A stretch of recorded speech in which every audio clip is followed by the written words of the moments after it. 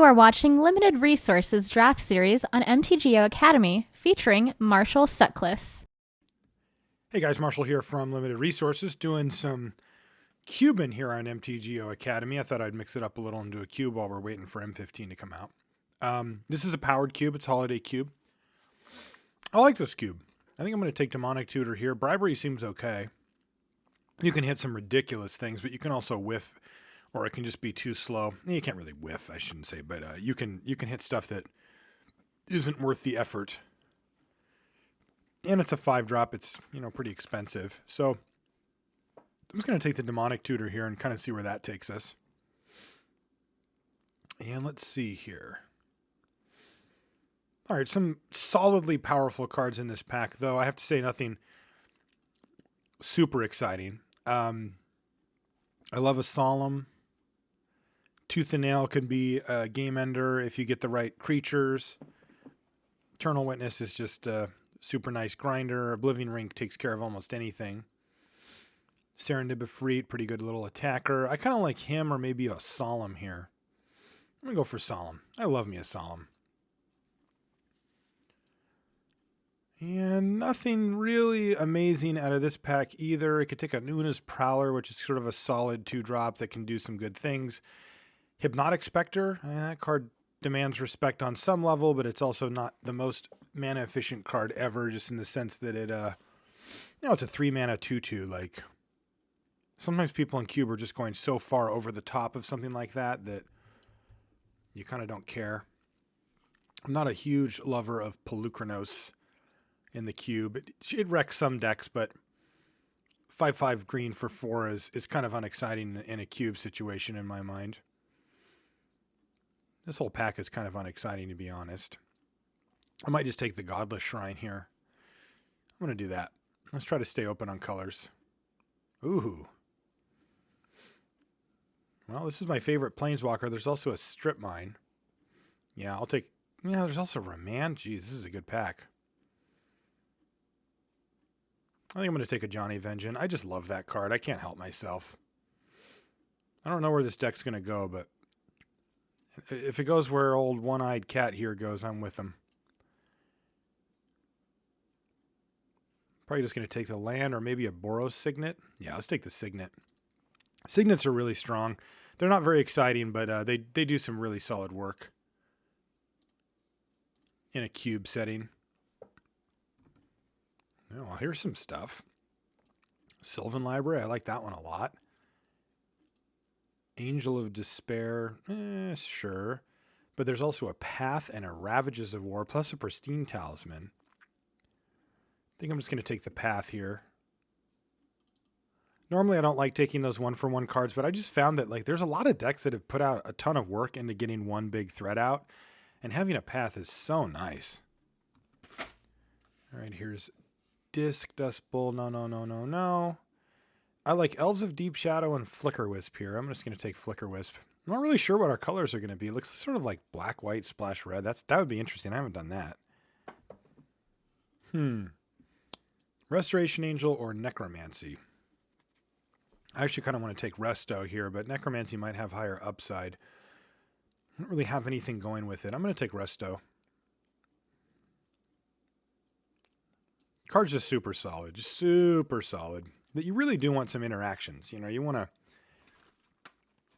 kind of do some things to get some value besides just the value that Restoration Angel gives you, which is already substantial.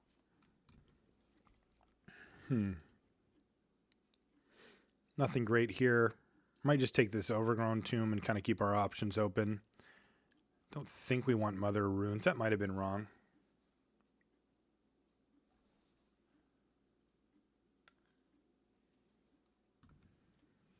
Okay. There's some things here. I guess we could take an Etched Oracle. That's not that exciting. Void. Yeah, I'll take a Void. That pack kind of stinks, though. All right, well, the Prowler came back, which is kind of interesting. The Necromancy won't. I think there was not enough cards left in the pack for us to get it back. We also have nothing to pitch to Prowler currently, but I'm actually just kind of a Prowler fan in general. Card just does work. It really does. Like, it's so unassuming, but a 3/1 flying for 2 that they really don't want to have to activate that ability on is nice. Another Ajani. This one much, much worse. I'll still take it. Ooh, I like this. I like picking that up that late. Not a huge fan of Armageddon effects, but they're very, very powerful. And I'm pretty glad to have one here, to be honest. And we get a last pick, Leon and Relic Warder. All right, what do we got? Oh, some good options. Vindicate, Faith's Fetters if we want some removal. We could take a Vraska pretty easily here, I think. We could take a Chandra, though. I don't think that's what we want. Dark Confidant could be interesting, though. It does catch up to us quite quickly. If we wanted a sweet threat, we could take Mirren Crusader. I don't think we do.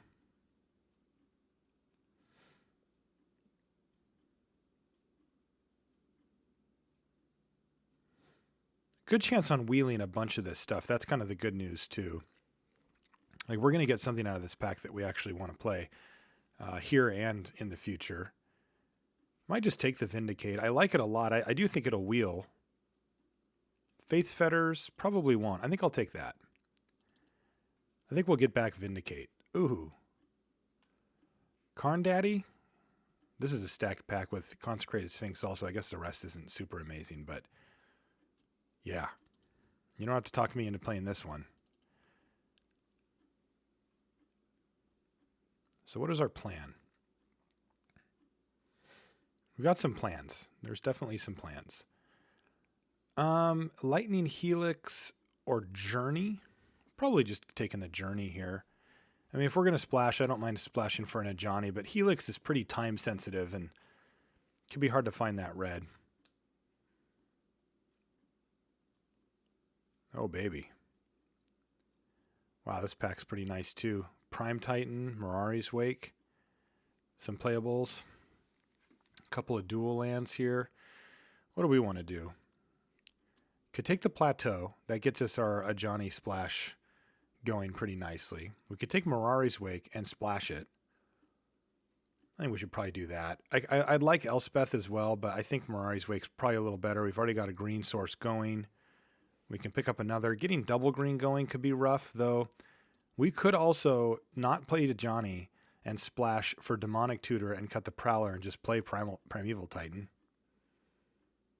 Yeah, hell with it. Let's do that. I think that's the most powerful card in the pack anyway. So we've got Boros Signet for Ajani to keep an eye on, but we've got some really nice combos here. Like if we can stick Primeval Titan, you can play Ravages of War, then attack with it and just start rebuilding your mana immediately. I mean, Ravages of War plus any of these big things like these powerful Planeswalkers or Karn or anything like that, it kind of gets the job done. Big Garrick, what do you do again? Reveal, he gets creatures, which we don't have that many of. Yeah, that's not really good for our deck, I don't think. But Exalted Angel's probably good. I love a Mole Drifter. That's a tough one for me to pass for sure. But I think we just want an Exalted Angel here. Card is really excellent. It's maybe not that exciting. Like these days, this type of card perhaps isn't the most intricate, cool card you can get, but it is really strong. The fact that you can play it as a Morph on 3 and unmorph it on 4 and have it be such a powerful creature is fantastic. Okay, what do we got? An Archangel of Thune or a Marsh Flats are our main choices. I think I just want the Marsh Flats here. Archangel's pretty good, but some decks excellent, but ours doesn't have that many creatures. We don't really have any token makers as of yet. It just doesn't seem that amazing to me.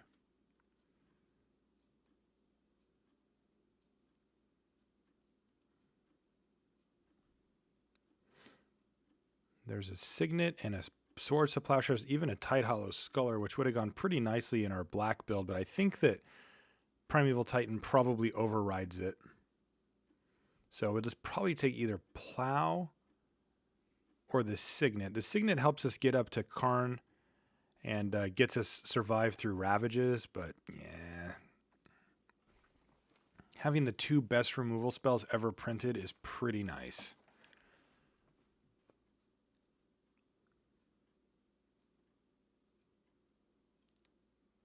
Still just really heavy white here, and then kind of dabbling around. We've got a little red here, a little black over here, a little green here.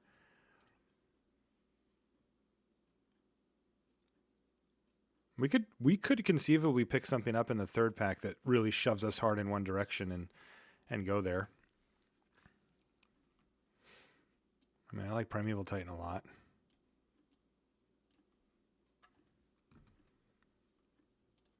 Oh, here's some good stuff. Wow, Toxic Deluge. I love that card, but yeah. Get in there, buddy. That's my skills.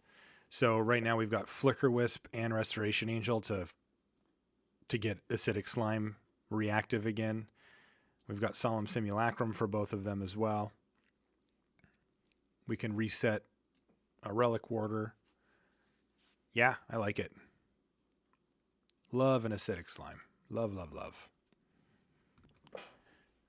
Okay, so we got a Mirran Crusader back, or a Rude Awakening, or we can even splash the Vindicate to go, because we're going to have black mana for the Demonic Tutor.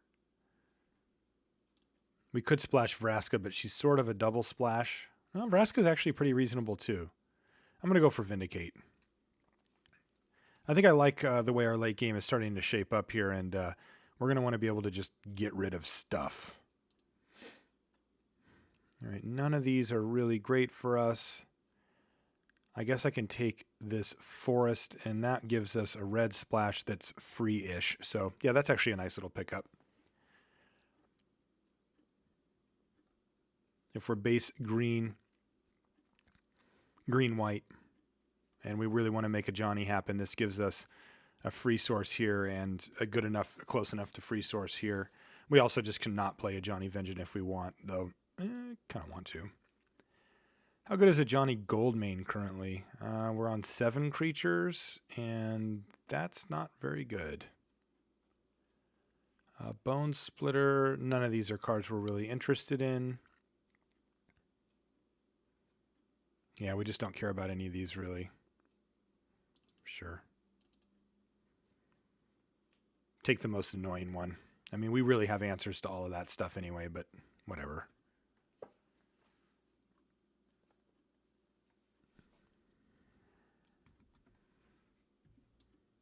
Ding. Did it.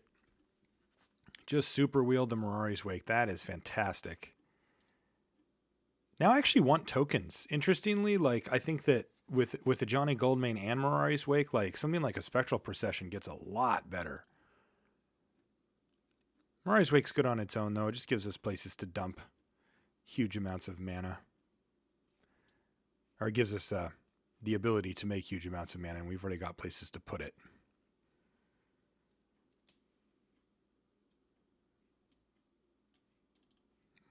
Don't want any of those. Okay, the Abrupt Decay, though, probably not going to run it. I'm running a card that is... I mean, actually, it is possible that we run it. Now that I look at it, it's possible. Ooh. Let me just click this one and then look at the rest of the pack. All right, we're getting something back. This is sweet. There's a Spectral Procession, a Hero of Bladehold, a Voice of Resurgence, and an Elish Norn. We would play any of those. But, yep, Library of Alexandria. Get in there. If you have that card in your opening hand, there are some matchups where it's just unbeatable. If not destroyed, then it just takes over the game. And there's some matchups where it's a little slow, but if you can manage to have some cheap spells like we do here, you can just destroy people. Probably not going to play this Relic Warder. I might, though. It's quite good. Oh, man. Mana Crypt, too. Yes, please. This pack is a little less exciting for the rest of our deck. There's a Baloth or a Cobra or something, but Mana Crypt is nice. I like Mana Crypt. Mana Crypt just leads to some of the more busted starts you can get.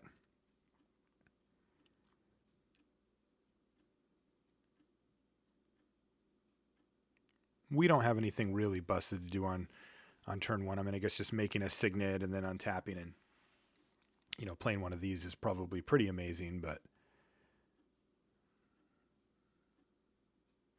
All right, some good stuff. There's a scrub land which we'd like, but I think we want to take an action spell here. So Linvala, not so much, but Awakening Zone could definitely do work for us here. Kind of funny with a Johnny Goldmane to make, you know, a plant army. Stupid cat's eating my food. Bad cat. All right, we're back. Genesis Wave. God, I love a Genesis Wave. Yeah, I'll take the Awakening Zone, and we'll see if we can't get that Genesis Wave back. Interesting pack. We just picked Awakening Zone, and now we get Skull Clamp. And I think that's the pick, even though Master of the Wild Hunt is super powerful, so is Moat and Kitchen Finks. This pack is really stacked for us, but, you know, gosh, maybe not. So we've got Awakening Zone. We can draw cards off Flicker Wisp, Solemn. These don't make creatures, though, which is really brutal. You don't need to have like a ridiculous creature deck to make Skull Clamp good, but you do need to have a fair amount of creatures, and we really don't have that many of them. I just don't think I want to pick another random 4-drop or even another 3-drop in Finks. Maybe it is Finks. No, I think I'm going to get something back. I'm going to take the Clamp and try to pick up a few more creatures here. Stoneforge Mystic. Yeah, I'll take a Stoneforge Mystic. It's not only another creature, it also searches up Skull Clamp. Sure. Because the one thing that this deck does not have is a way to get cards. Like, we can't just draw cards. We didn't get a Harmonize or anything like that. And we can do some really powerful things, but we just don't have the ability to go over the top of somebody with raw card advantage. We can get virtual card advantage. You know, with Primeval Titan is virtual card advantage in some ways. I mean, even Mirari's Weight can be, but the reality is we need a way. I think the Skull Clamp is a great way for us to push over the top. All right, Lingering Souls on the splash, or just go with the Sun Titan. Sun Titan gets back Flicker Wisp, Awakening Zone, Journey, Mystic, Signet, and that's it. Oh, and I guess a Mana Crypt if it died. Or we can take the Lingering Souls, which is just fine on its own, really good with a Johnny Goldmane, and then we're going to have a random Marsh Flats, Overgrown Tomb, and Godless Shrine to flash it back sometimes too. There's going to be 2 cards left in this pack when it comes back. They're going to be Magus of the Moon and like Dreadbore. Let's do it. Let's try to get. I think that it goes well with both of the things that we just took, namely Skullclamp Mystic, and also it's also good with Mirari's Wake and of course a Johnny Goldmane. So I think that's good. All right, slamming Thragtusk. I don't hate Thalia, but I love Thragtusk. Love Thragtusk. So good in this type of deck. A lot of times you need that life gain to help stabilize against aggressive things. We should have answers for most of the things that our opponents are doing. We've got Faith's Fetters. We've got 2 different exile effects for creatures, actually 3 of them. Revelark, what do you get back? A Mystic. And a Slalom. Not a whole lot, to be honest. Ranger also doesn't get a whole lot, though. I'll take a Fauna Shaman. All right, so Voice came back and Spectral Procession. Nice. I think I just want Spectral Procession here. The white can be a little bit tricky, but the payoff is huge. Voice for Resurgence is sweet, too, though. I actually don't know which one I want now. I don't think I've played Voice in Cube before. Maybe I'll just try that. Stomp Howler would be nice too, but we've already got a Slime Ball. I'll try Voice. It's easier to cast, I think. Whip Quarter. Windbrisk Heights. Probably not a thing, although we did pick up a lot of tokens recently. I'll take the Baloth and just board it in. Nice. These are good. Which one do we want? Spear? If we play the spear, that makes a lot of our random tokens that we just picked up a lot better. Yeah, I'll take the spear. I don't know if we're going to run it. Okay, sure. I'm sure that's realistic somewhere. That's amazing. Weathered Wayfarer. I'll take that over the Boon Satyr, I think. Wow, this last pack was very kind to us. No lie. Yeah, I think we're going to be able to streamline this deck pretty nicely.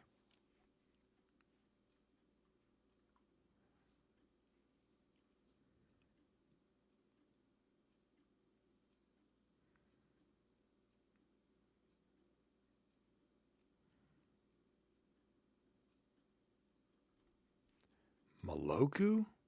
Holy crap. I'm just taking Moloku so I don't have to deal with Moloku. Wow, I was certainly wrong about what 2 cards are going to be left back, and I'm surprised. Now the cat's running all around like celebrating her achievement of eating my snack. Very proud. All right. So let's see what we got here.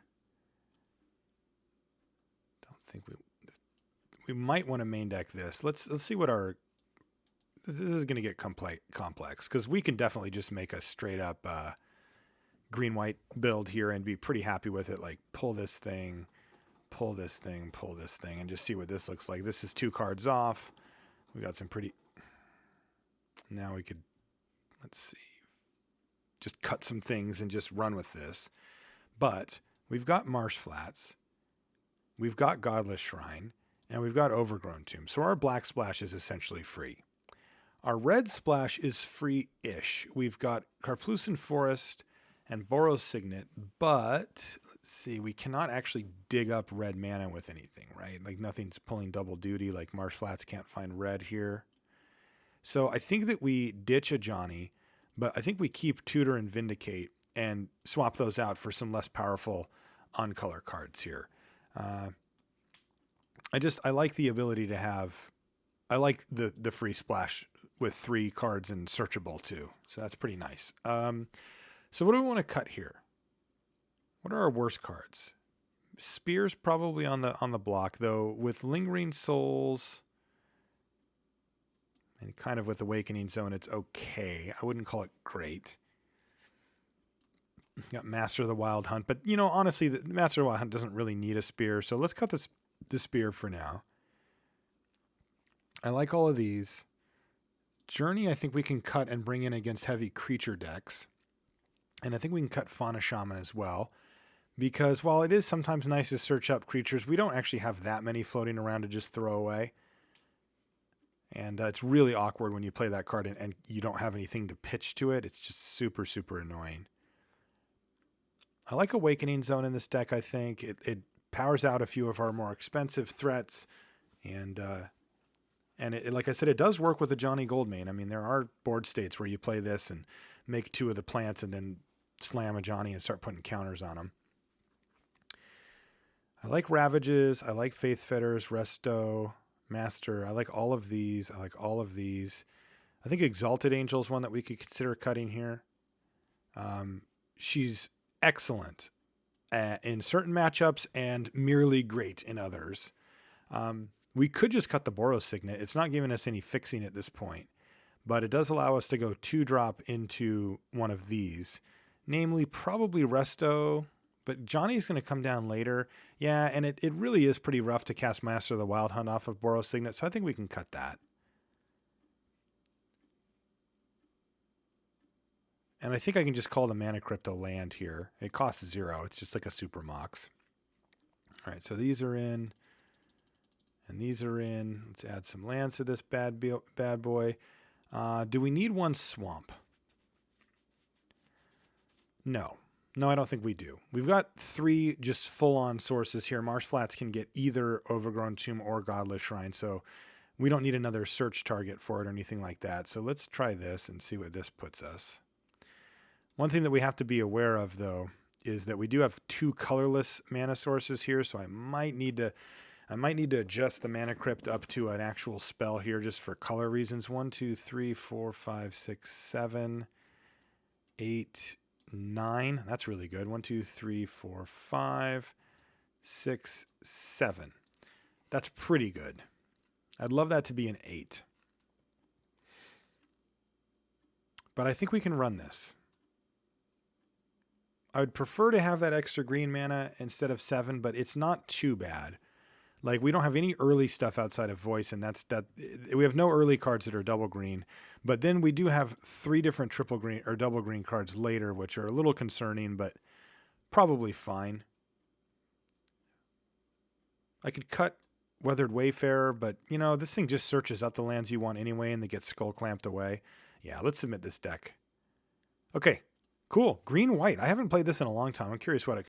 If you'd like to purchase Magic Online cards with event tickets while logged in on Magic Online, look at MTGO Academy's selection by trading our official bot, Academy Sellbot. You can find it in the Magic Online trading area or add it to your buddy list. All right, here we are for the first round. We have lost the die roll. One thing real quick too is that I'm playing Swiss Draft here for the cube, and you guys know me. I usually play the 8-4s or the elimination queues exclusively, but when it comes to cube draft, I like to mix it up and play some Swiss because I had a realization about it. You know, when I'm playing the normal queues, I'm trying to win packs or, you know, kind of get ahead, you know, on my Magic Online collection and that kind of thing. But when it comes to cube drafts, you're just really trading, you know, some form of money for an experience. And even though I enjoy playing in the elimination queues because I like the sort of higher stakes feel of it, sometimes it's good to just take that experience. And it's like, if you're going to pay an X amount of dollars for an experience, you might as well get a longer, better, you know, a longer experience out of it. And so that's why I like to play Swiss sometimes. I recommend doing that for the cube drafts. Looks like our opponent's not here yet. Okay, do we have a keeper here? Yes, we do. We're on the draw. Yeah, it's pretty easy keep, really. We're going to need to see other colors, but we get Lingering Souls on turn 3, and if we hit either of our other colors, we've got some... Remember this? From Standard? How fun was that? Yeah, it looks like we get to do it in cube here, potentially, as well.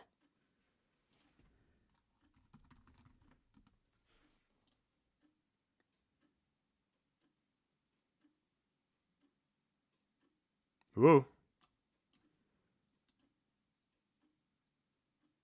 Okay, well. A little scary to have him cast a 2-drop on turn 1, but when it's Apocryphite, a lot less scary. We draw Karn.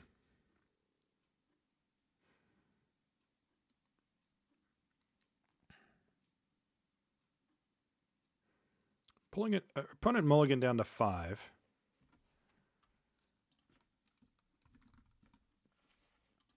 And has a quick start here, but it's going to need more than Apocryphite to put a dent in what we're trying to do here as far as grinding things out in the longer term.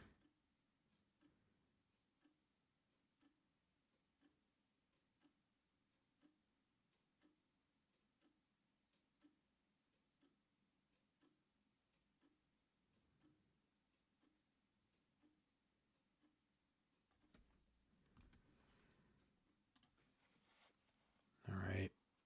Take our Apocryphite beatdowns like champions. Sure. Now what? That's the question. Nothing. Perfect. And we hit a forest. I think with this hand, we probably would have rather just had one of our black mana sources pop up, but hitting a forest is perfectly fine. It's going to dig us back with Thrag Tusk. We're just going to snap off Lingering Souls here.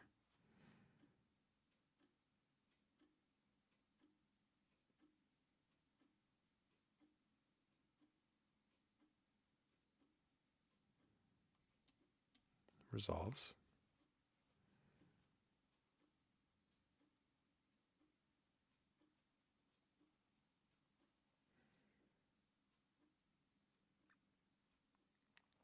All right, he's hit another land.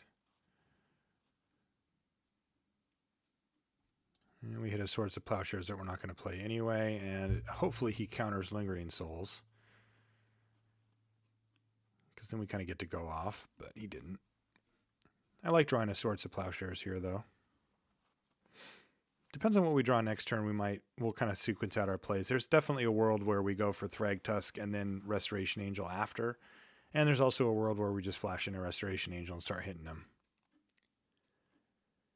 I think drawing a black mana source would certainly change that course. We can just flash back Lingering Souls, say go.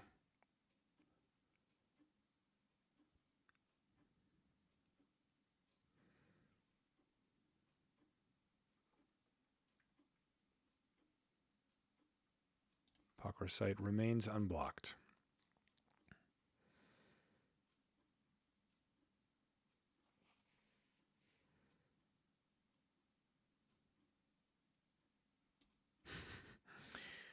All right. That changes our plans in some way, I'm sure. And yes, it certainly does. Though I have to say, I kind of like where this goes for us. I can Vindicate, or I can't Vindicate. I can Master of the Wild Hunt, I can flash back Lingering Souls now.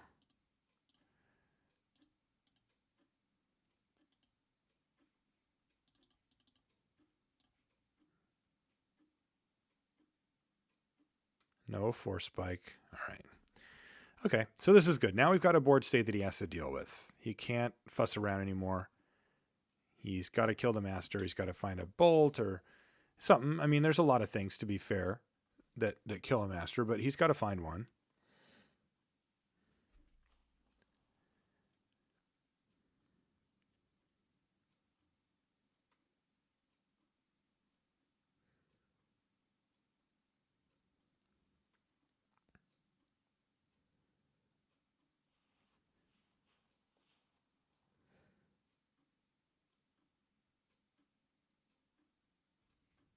I think Flicker Wisping that might be sweet.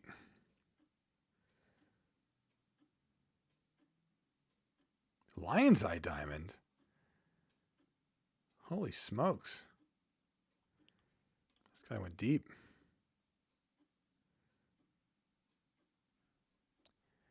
Yeah, so I think what we want to do here is Flicker Wisp the Rakdos Carnarium and flashback Lingering Souls.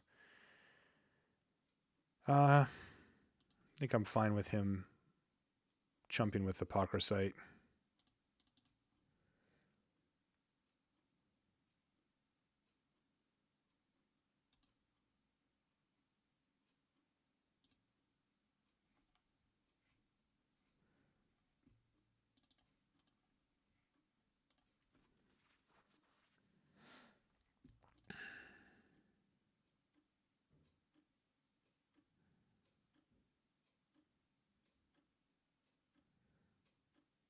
Lots of little plays going on here. Like he knows that I can have black mana here. So that means he knows that I can flash back souls, but it's actually worth it for me to do that. Because I can play around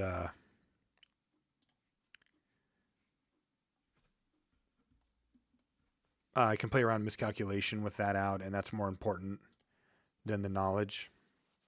So just little kind of cool stuff like that. So we've got a nice little board state going here. We're going to hit him for 9. I don't know if he's playing Storm. I mean, he's got some just sort of value cards here, but he's got some Stormy, yeah, like that one. Some Stormy cards going too. I'm going to try to shut the door on him as quickly as possible.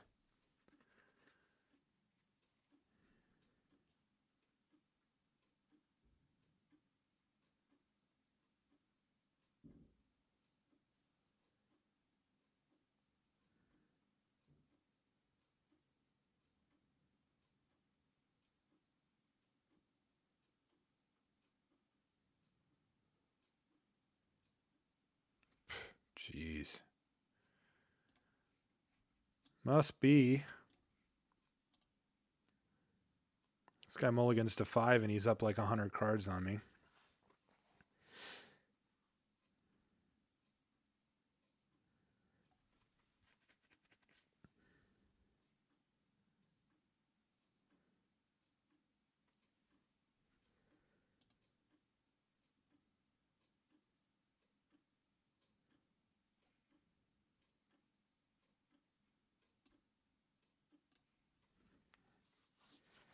Got 1 black mana. He can flashback looting. He's thinking about something. He's got some type of plan. Ours is quite straightforward. We're just going to attack him with everything, play something, and say go. And just make him do something. I figure he's on Storm. Though it is a little bit weird. Like he's got a random control magic in there. Everything else looks Storm worthy though. Apocryphite, Lion's Eye Diamond, Counterspell. What? Oh, wow. He cracked his Lion's Eye Diamond. So I guess we get to see what he's up to here. Memory Lapse, Steam Augury, Mind's Desire, Gravy Train, Intuition. It looks like he's just sort of stuff. I can't really quite tell exactly what it is. But let's bring in the Relic Warder. I think Journey still stays out. Baloth probably stays out too. Abrupt Decay comes in. I think. I might be wrong. Also, where did it go?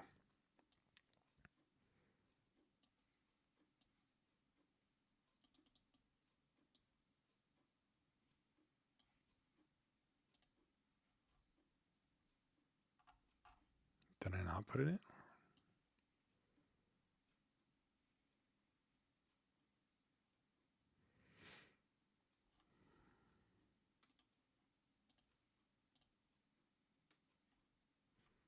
Oh. So what did I bring in? I brought in Relic Warder.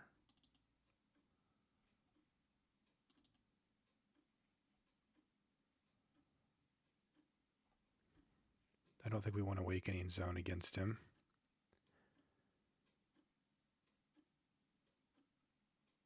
Ah, that's what happened. Okay. Yeah. Let's do that.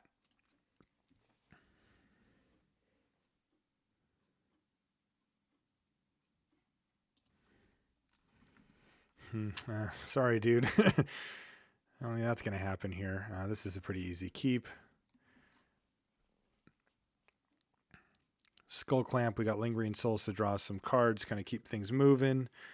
If we draw lands, we can also just have a Johnny Goldmane, Mirari's Wake, and Lingering Souls just sort of combo out. Provides a fairly quick clock, though. I'd really like to see some of our fast mana here. You know, if we picked up our Crypt or something like that, that's where this hand just gets dumb. Turn 1 Lingering Souls, a lot better. Oh. Yeah, well, I accidentally have 6 there, so I don't get to play my Skull Clamp, but yeah, it might not matter. If I draw a 2-drop, it gets awkward, which I did, but not really the 2-drop we're thinking of there. So I'll run the Skull Clamp out, and then I'm going to Lingering Souls next turn unless he plays an artifact or an enchantment for me to Relic Warder out.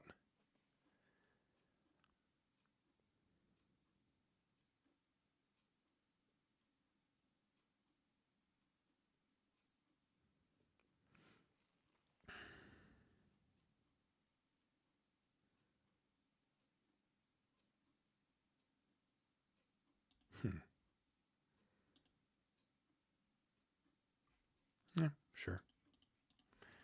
I actually don't want him to counter this, but no, he didn't anyway. I mean, it's weird because with Lingering Souls, you're usually just secretly hoping that they do counter it because you know it's only half a card. But in our case, seem to be a little far away from our second black mana source here, so it's actually more than that.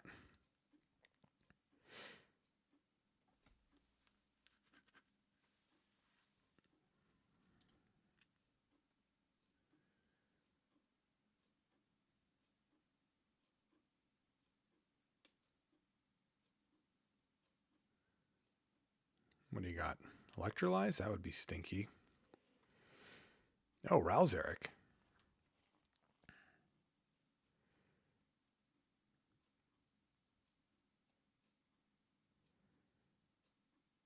Tap, untap, sure. Vindicate. All right, well, let's just hope he doesn't have Force Spike here. Sweet.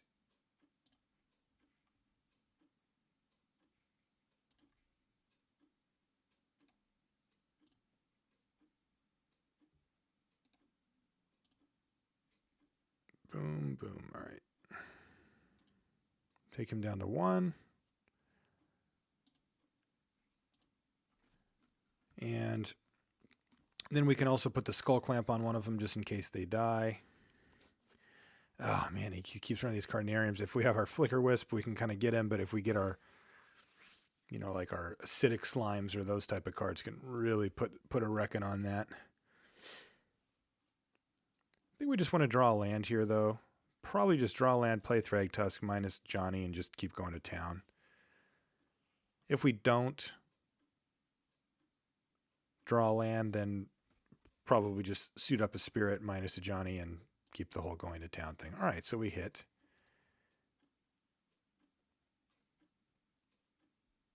Could also just Mirari's Wake. I think we can do that after, though. 5, Thragfather. Does he resolve? He does.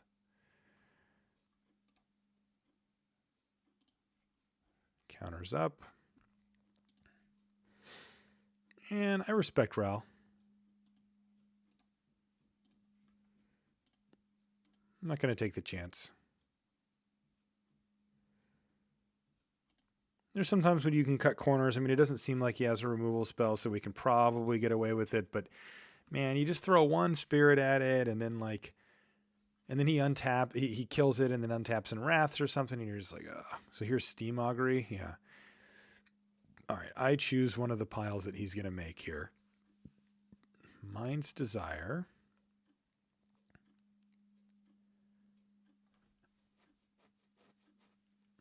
He's got 5 cards in his hand.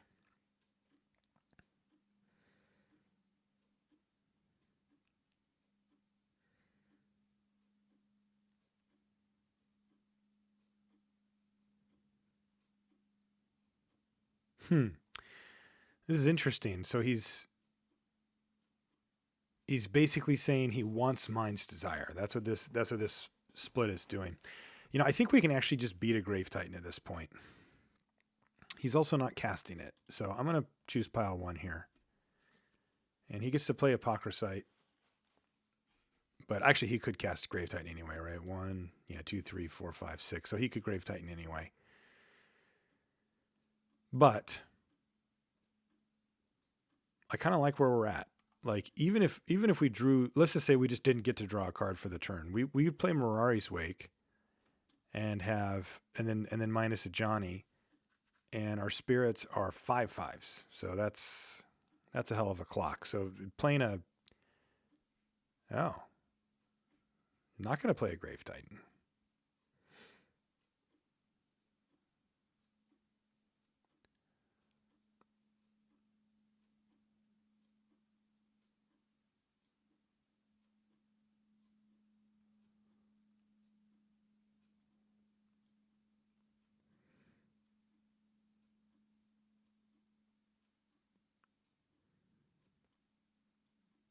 Guess with Vampiric Tutor, he could definitely have sweepers here.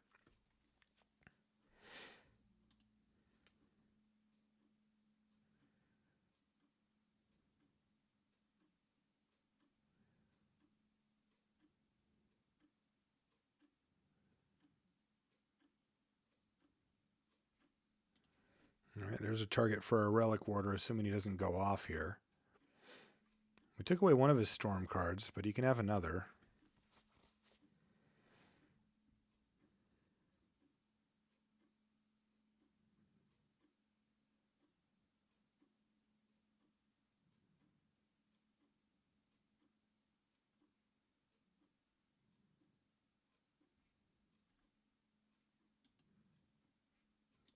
Okay. Definitely doing work here. We just kind of are stuck sitting watching. It's a little scary that he didn't play the Grave Titan. He maybe just recognized that that's not a great race situation for him, but it's an incredibly powerful spell.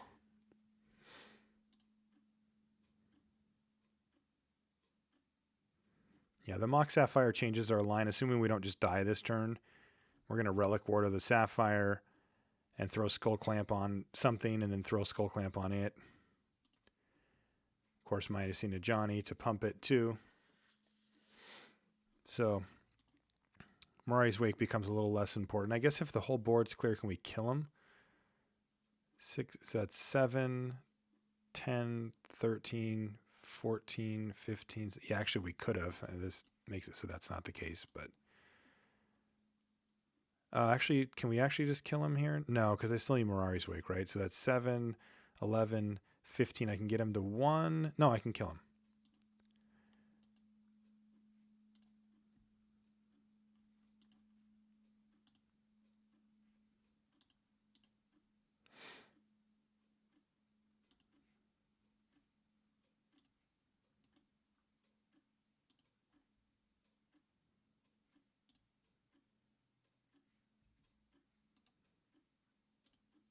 Value Skull Clamp.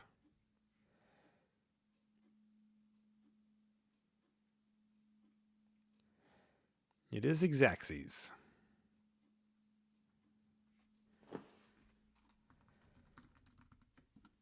All right. So we'll see you guys in the second round. Love playing Standard on Magic Online? Check out Academy Standard Bot in the Magic Online Classifieds for Standard Singles. All right, second round. Keep loving our late game. We actually get to cast a Vindicate here if we need to.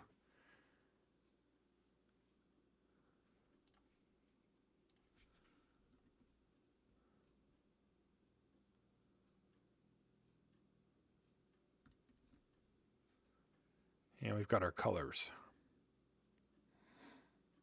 Hierarch. Okay. Hierarch, probably just going to leave that alone. And see what he comes up with, whether we need to Vindicate something or not. Looks like he's going to battle with Hierarch, though.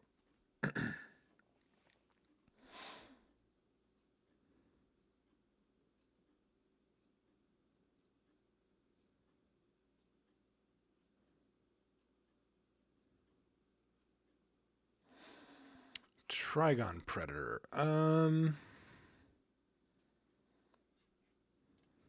Yeah, it's fine.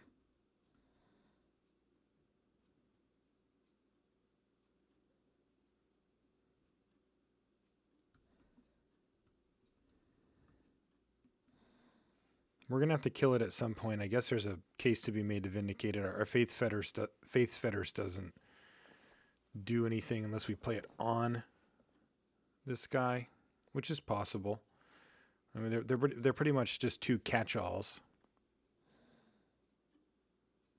But I don't think that these are going to kill us. Oh, for the love of God. Well, that'll about do it. All right, well, we're definitely going to have to Vindicate now.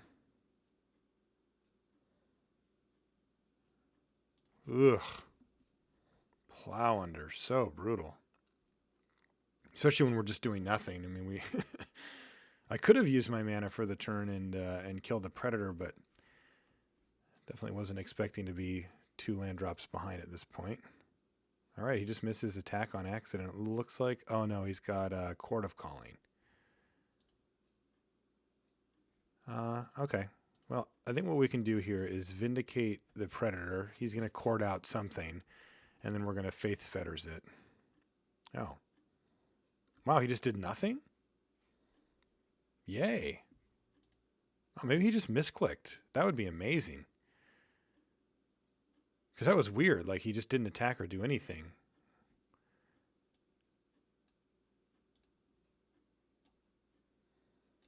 Sure. the saddest to Johnny Goldmain ever, but we'll run it. Okay, that's fantastic. That's like the best thing that our Johnny Goldmain could do this game, I think, is draw a Mystic Snake out. This clears the way for Thragtusk or Prime Titan, both of which are quite important here. He's only down to one card. He'll counter Thragtusk if he can. But then if he does that, we should be able to resolve Primeval.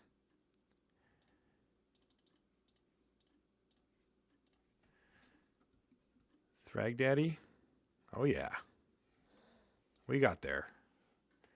So this is nice. He didn't have enough punch to back up the Plow Under. The Plow Under is a tempo play, right? He loses a card, but he makes us lose massive tempo. Okay, well, that changes things. How in the heck do I deal with that? Well, he didn't attack with his snake. I think he could have gotten away with an attack on the snake. Well, there we go. We can start grinding. All right, but I think I like this opportunity to Primeval Titan here. This thing can actually start attacking.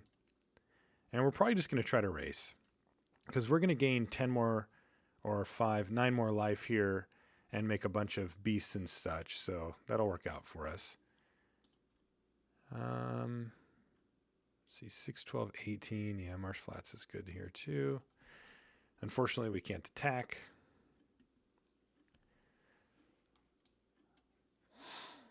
I got the library, even though it's unlikely that we'll actually get to use it. Just in case.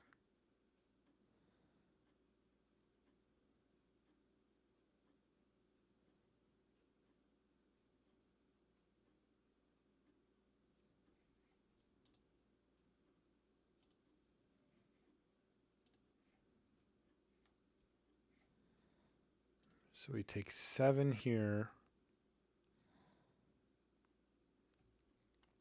And then, yeah, ideally we could just start just fighting him here.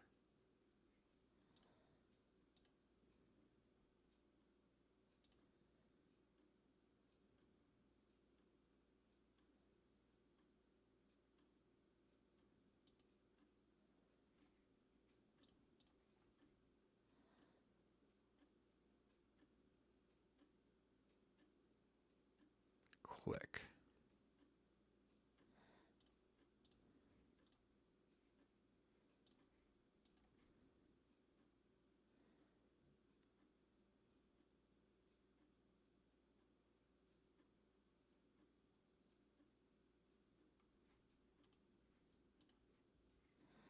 All right, well, this means Thragtusk doesn't get to attack this turn, but the 5 life is pretty huge at this point.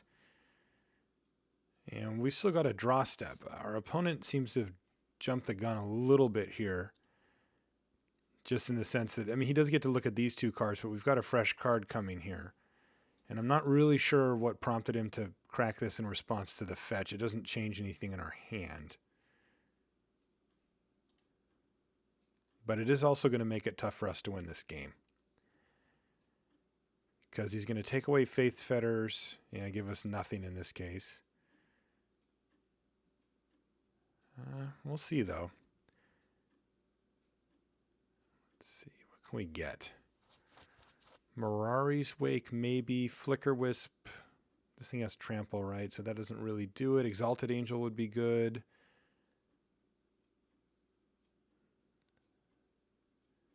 And there's a few decent cards here, but nothing too exciting.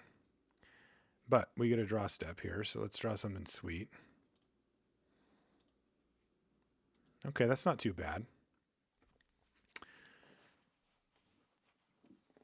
We kind of need to get rid of this. We can do it on either turn. Let's see what we want to do here. Well, I think I'm okay. Let's see here with him. Let's see, 3, 4, 5. He doesn't really have any blocks for Primeval Titan. We can't attack with anything else anyway. So let's attack. Get some more lands out of the old deck here.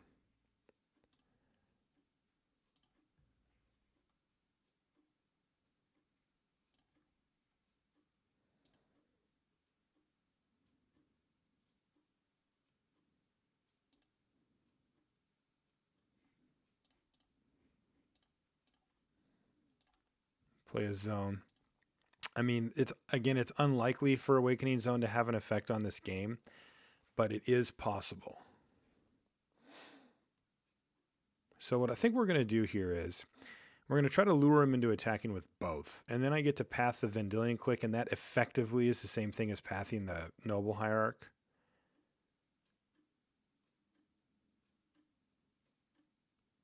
Oh, interesting. All right, well, I'm going to do this. And so he actually wants to leave the Simic Sky Swallower back to block, which I think is pretty interesting and maybe not great for him.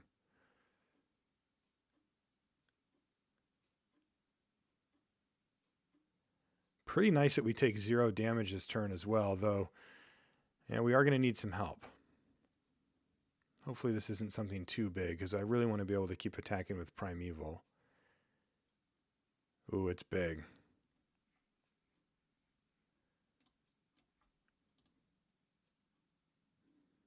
Terrastodon, maybe? Oh, Aeon Chronicler. Suspended for 1 million. Okay.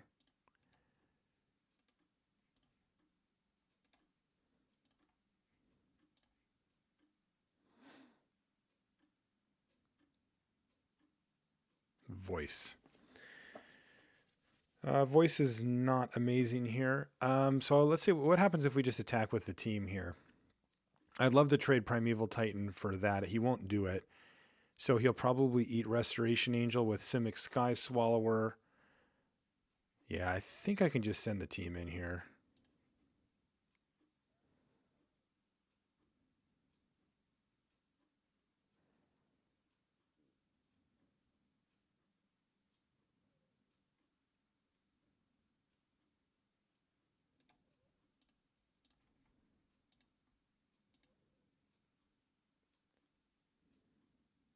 We're going to fall behind that Chronicler quite quickly. So I really want to try to keep as much pressure on him as I can. And even if he eats a Restoration Angel, that means I still have a Thragtusk, Primeval Titan, and a Beast laying around. If he eats the Thragtusk, I still get to keep my Arresto, and I get a Beast out of the deal. So yeah, I think he's going to eat a Beast token. Take 9. Interesting. And here's Voice. Voice is actually kind of sweet here just because Awakening Zone is going to sort of feed it. But yeah, something like a Mirari's Wake would probably be pretty sweet here. I haven't really thought it through, but I mean, making all of our stuff huge. Making this 6 power is quite a big deal too.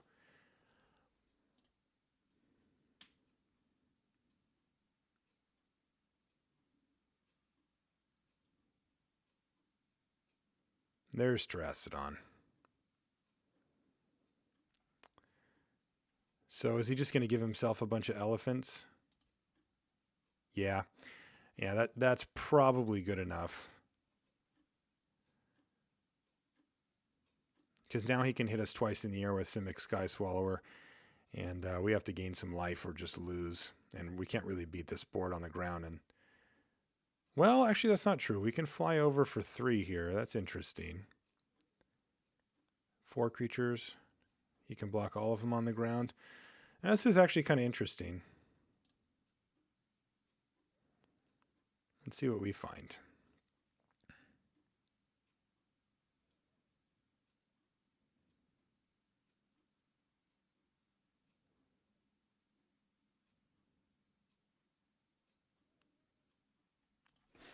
Lingering Souls. You know, Lingering Souls actually does it. I can attack with Restoration Angel.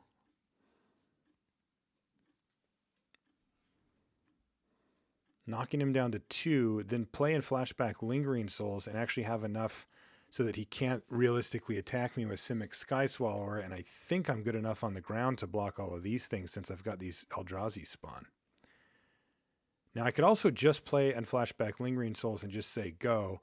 Then I'm in the chump block plan here with the Terrastodon, but I think I'd rather just pressure him. This really kind of freezes him up from being able to attack with anything. Another play I can make is attack with Voice of Resurgence. If I attack with Voice, it'll die, but I'll get a 1, 2, 3, 4, 5. I'll get a 5/5 instead of this thing. Actually, it'll be huge. Yeah, I think that's correct to let it die.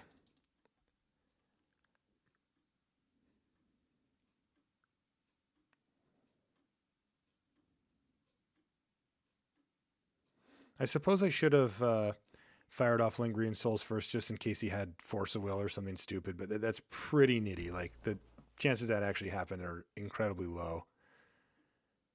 All right, the double elephant block. No, the triple block.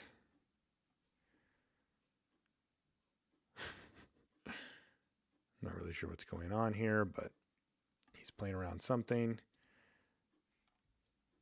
Okay. Make a huge voice token. What is it going to be? 9/9? 8/8?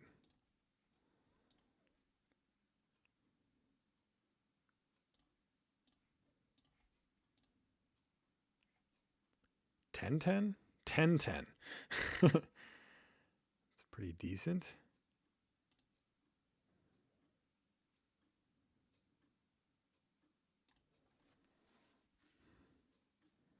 All right, so we've got him up against the ropes here. If he attacks, I can block with 2, and then I'll have just enough to actually kill him.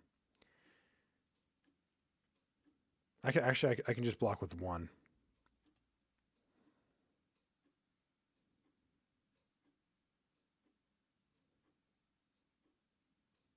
Yeah, that Lingering Souls was a really good draw. I mean, he's drawing 2 cards a turn, so he could easily find a way to just kill us here. I wouldn't be shocked, but I like it.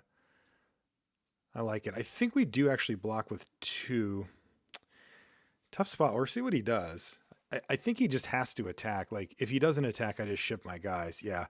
So the interesting spot here is this. I only am priced in to block with 1.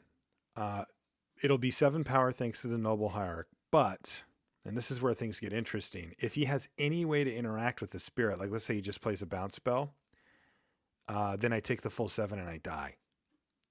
So I think it's correct to put 2 of them in front, lose 2 of them, and just say, okay, then the interesting part is if he makes a flyer, I might not be able to kill him. If he makes 2 flyers, I definitely can't kill him. So I think it's correct to put 2 in front there, though, but that's an interesting spot for sure. Gosh, that Simic Sky Swallower is definitely an issue. I think we want the Journey to Nowhere here.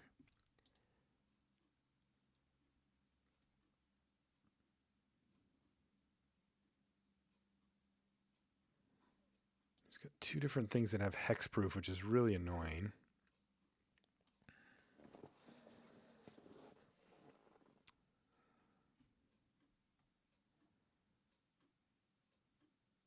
So I'll cut Fate's Fetters here.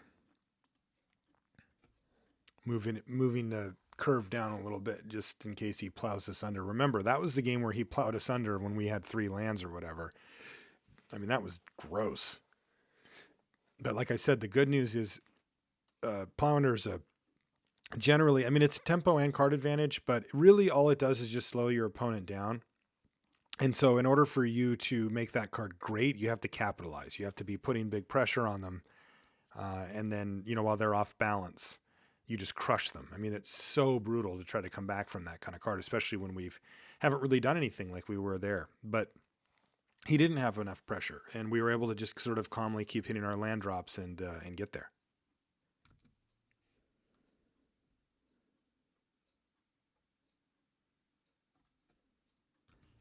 Well, it turns out that our opponent just never showed up. So kind of lame. A little bummed about it, as I wanted to play some more with that. But we do get to play another round, so we'll see you guys in a minute. Curious about the price of a Magic Online card? Try our searchable price guide on the right sidebar of any MTGOacademy.com page. All right, 3rd and final round. And I do believe we can keep this one. Really just because of the Weathered Wayfarer. Lingering Souls makes it sort of a thing. Wow, we faced islands a lot today. But yeah, I think the Weathered Wayfarer is a huge deal here. If we get to untap with it, it does work. All right, we get 2. So let's start grinding. I think this one seems like a good land. What do you guys think? Good land?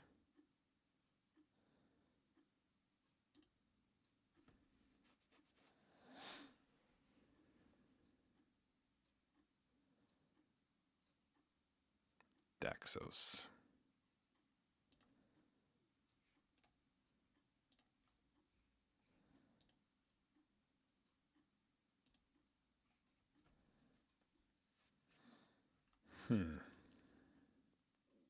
So what we can do here is take a turn off to cast Lingering Souls. That gives us blockers for Daxos. Or we can just risk it and take a hit from Daxos. But I think we do. I think we actually do want to cast Lingering Souls here.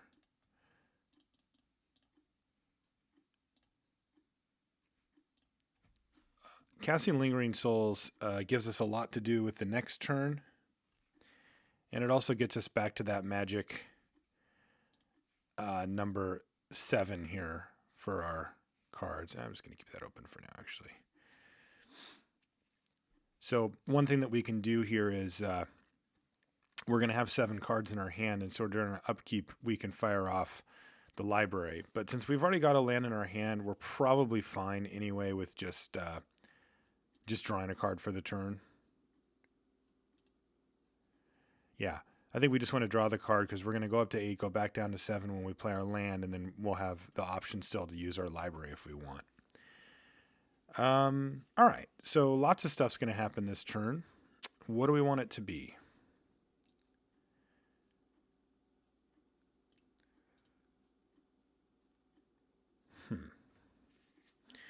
So we can kill Wake Thrasher with Vindicate. That's an option. We can flashback Lingering Souls, use Library of Alexandria, and get a land with Weathered Wayfarer.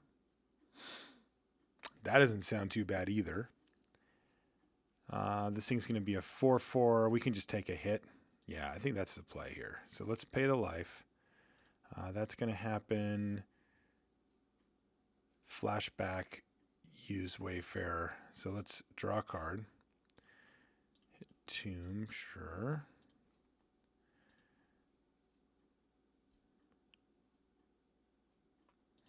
Yeah, there's nothing else that we want to do here. Do I want to start attacking?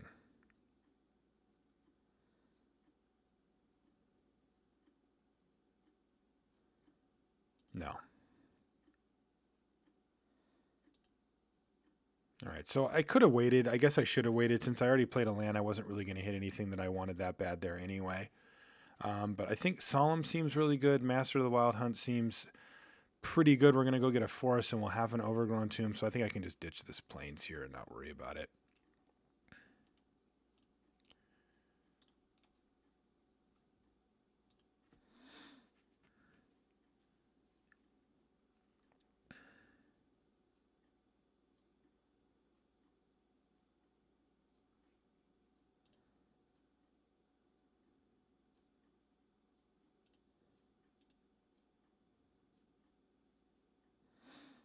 No blocks.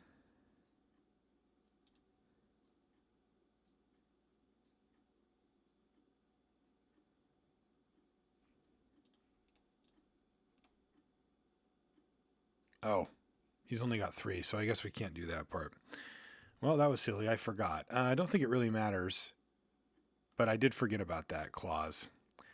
I wonder if I would have blocked. Probably not. I'm pretty happy to have more lands than our opponent. All right, so I think we can do the same thing here.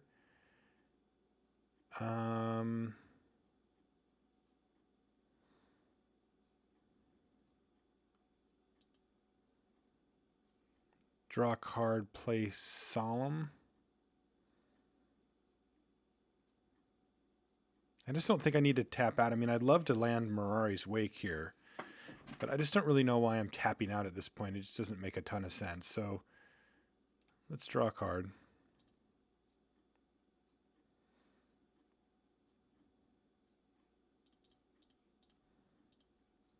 and play Solemn.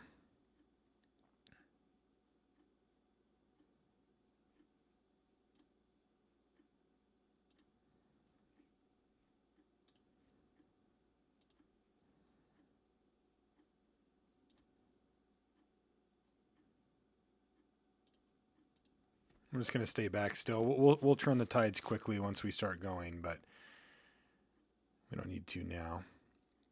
He wasn't actually casting anything there. He's just tapping a bunch of stuff so his Wake Thrasher gets big.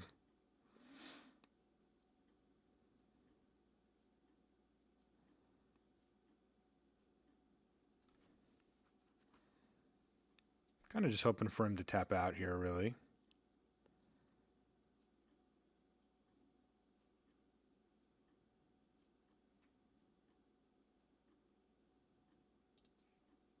Let's block with Solemn and get a card out of it.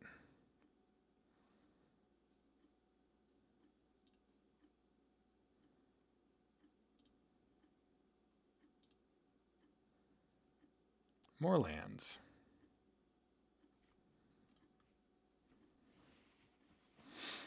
All right, no use in that, so let's just play stuff.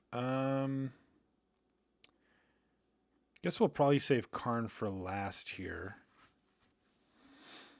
Primeval Titan makes good sense here for sure. It's a huge threat.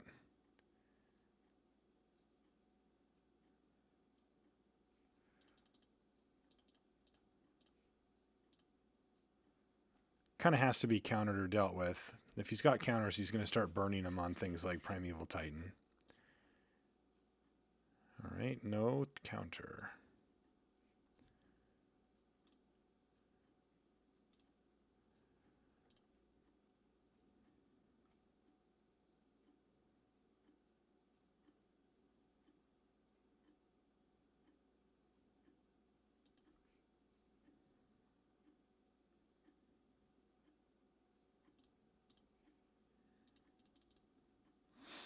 We'll start chipping away here. I'm going to wait on the library this time since we have nothing else to do anyway. And I think next turn we just start windmilling some huge stuff. Oh, he's going to ultimate price the Titan. All right, fair enough.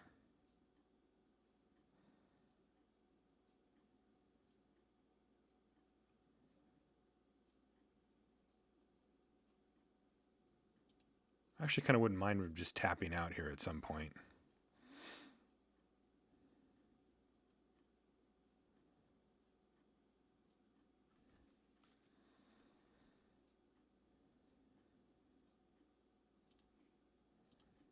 All right, Wayfarer's going to get in the way. It's not doing anything for the rest of this game.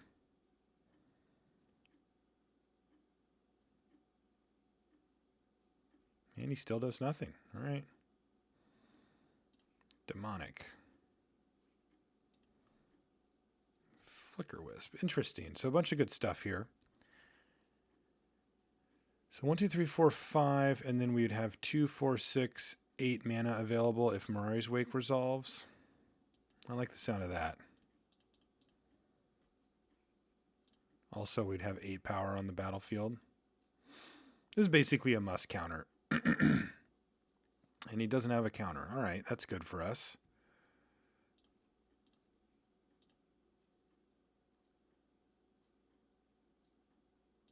Let's play Thragdad.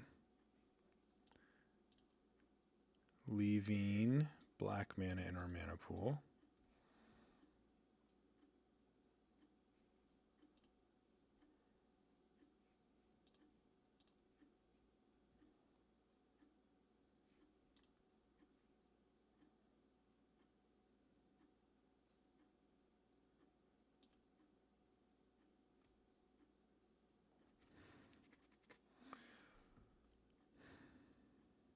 I'm trying to decide if I want to Flicker with Thragtusk or if I want to just Vindicate the Wake Thrasher here.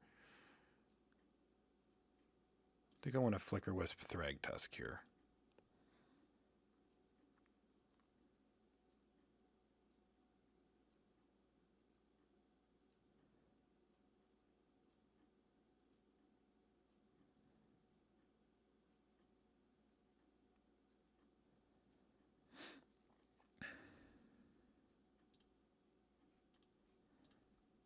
Been playing this pretty carefully, but I think it's time for us to put the pedal to the metal here and start blasting.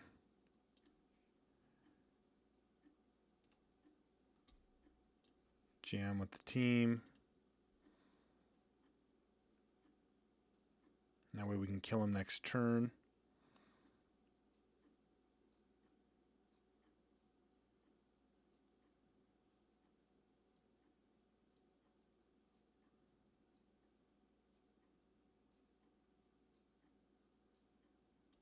Into the royal a single counter, or a single spirit token. That's very acceptable. Now this does let us get hit with Daxos once, but I'm just not that worried about it, to be honest. Like, we kill him on the crackback anyway. We can straight up just take the Wake Thrasher hit. We don't care. We're at 23.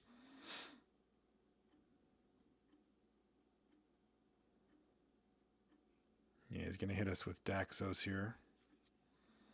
Or with both. No blocks. Let's see what he hits.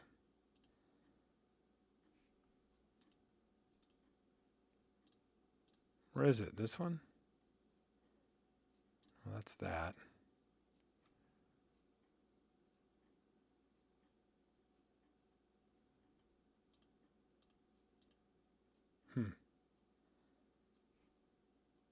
Oh, there it is. Stoneforge Mystic. Look how tiny it is. There you are. Alright, so he can play a Stoneforge Mystic, but if he does, let's see, 2 for the Mystic. I can't imagine what he could get. Even a sword he won't be able to equip. And we've got a pretty nice lethal threat here. Also, Karn Liberated will be joining the fun. Basically, next turn our plan is to go Karn and Vindicate in the same turn. Depending on what he does. Can't use this turn, obviously. But I think we're okay. Scrubland. So he needs a sweeper here. Moat. Moat doesn't matter. No, we just destroy Moat here. And he doesn't cast Stoneforge Mystic. That's interesting. He can cast it with whatever colors he wants. Now we drew Slime Ball anyway. Alright, so let's go 2, 4, 5 Slime Ball. Sure. You might just scoop to that. Alright.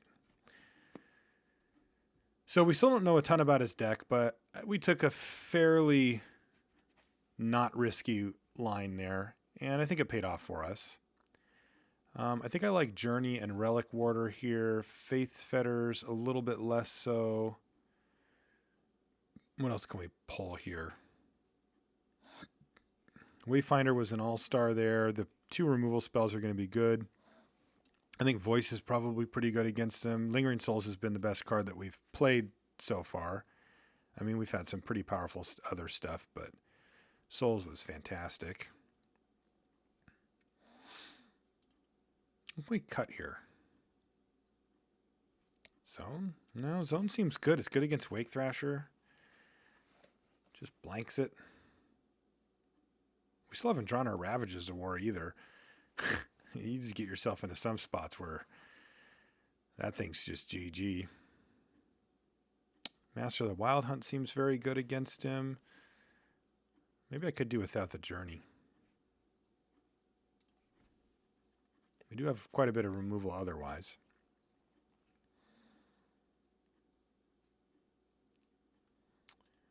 All right, Lingering Souls, Awakening Zone, a Johnny Goldmane. I'm sold.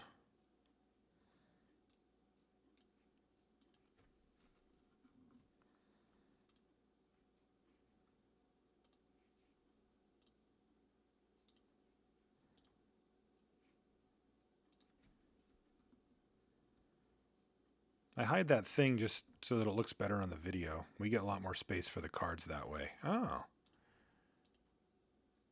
Grindy Wayfarer.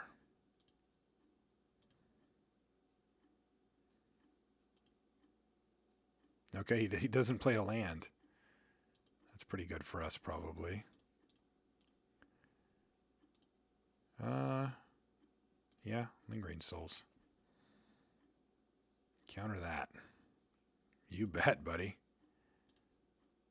Yeah, see, this is one of those spots where I'm quite happy that he's mana leaking our Lingering Souls. It's only half a card. We've already got our other black mana to go anyway.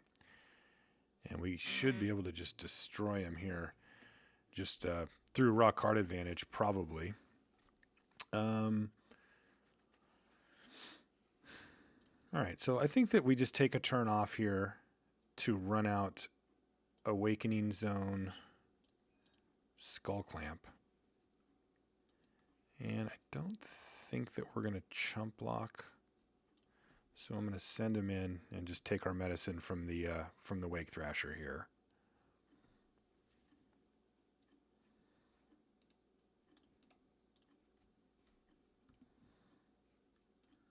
Three for a Basalt Monolith.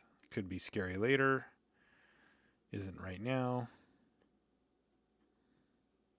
If we draw a land, we get to... Oh, we're dead. Wow. What am I talking about? Very scary right now. All right. So we got comboed out on here.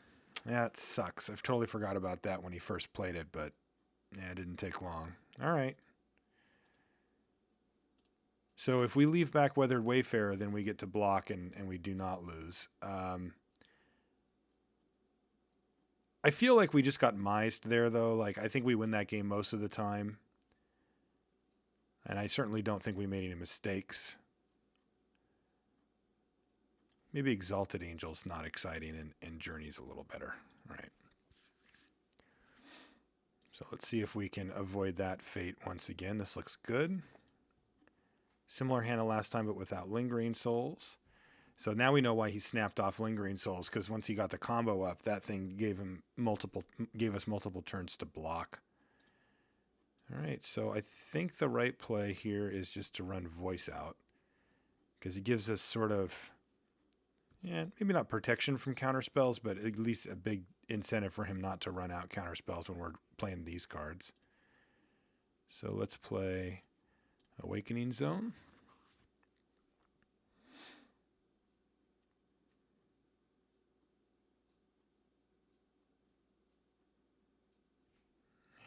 And yes, let's battle.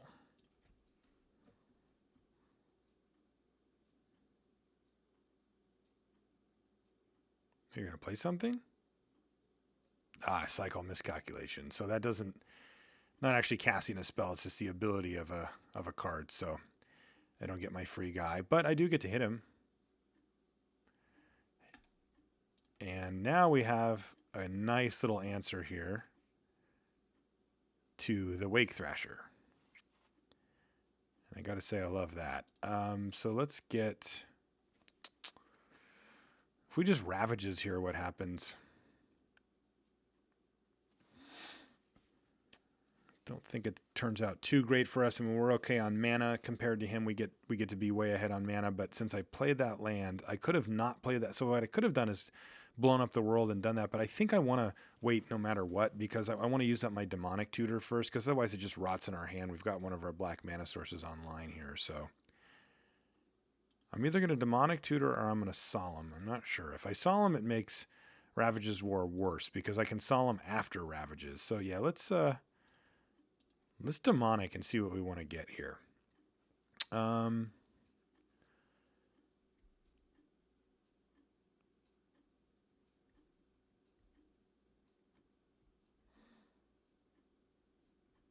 Could just go for Lingering Souls.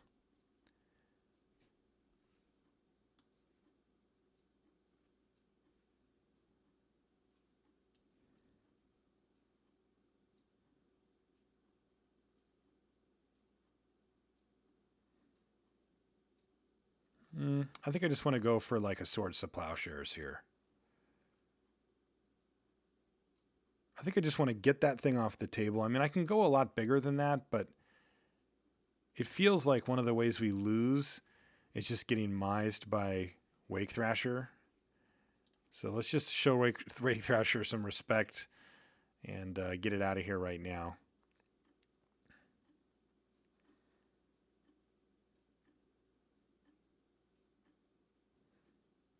Mm-hmm. Mm-hmm.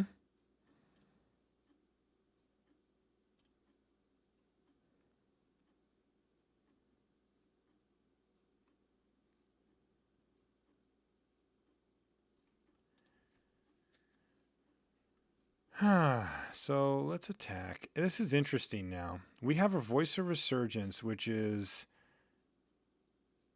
pretty good. And then what we do is, so what we could do is we can Ravages of War, knock out all the lands, leave them with just Basalt Monolith, and we have 2 Eldrazi spawn and a Forest that I play after Ravages. Next turn I get to play Solemn, and then we have 2 2/2s, and I have another white mana, but not a whole lot else going on, but I don't think I'm going to have a whole lot else going on. So I'm going to do it.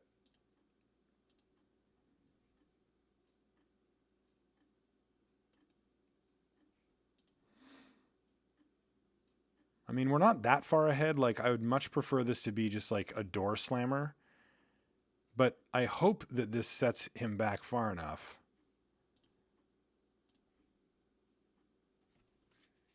that we can get back ahead with our 2 2/2s. I mean, I'm going to be back on the map as far as mana goes pretty nicely. And being out of gas means that feels like this is the incentive I have. Mirari's Wake.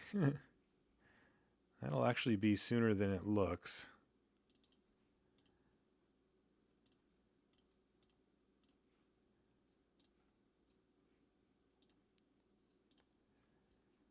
We'll go to Plains. 1, 2, 3, 4. Next turn we can Mirari's Wake. And then we can start beating him down with Eldrazi spawn tokens. All right. I like this plan. I like our backup too. Like, let's say he goes Plains Wrath. And then we have Voice of Resurgence with Awakening Zone spewing tokens. Plus we have a Solemn card draw. That's pretty nice. All right. Mirari's Wake. Boom. Look at that. White Box of Death. Go.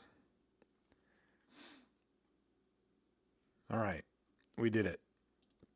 So that was kind of a fun one. A weird draft. It was kind of all over the place, and it was a little bit disheveled, but it was a fun one. And I'm glad we pulled that one out.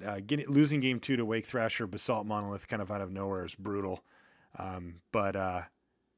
Yeah, that was fun. And hopefully you guys get a chance to check out the Holiday Cube. It's a nice one.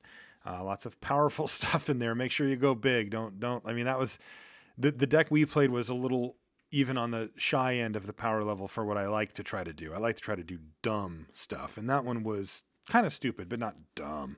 All right. If you guys want to send an email for feedback, lr@lrcast.com. If you want to follow me on Twitter, Marshall_LR for all things limited resources, including the new podcast that I started. You can check out lrcast.com.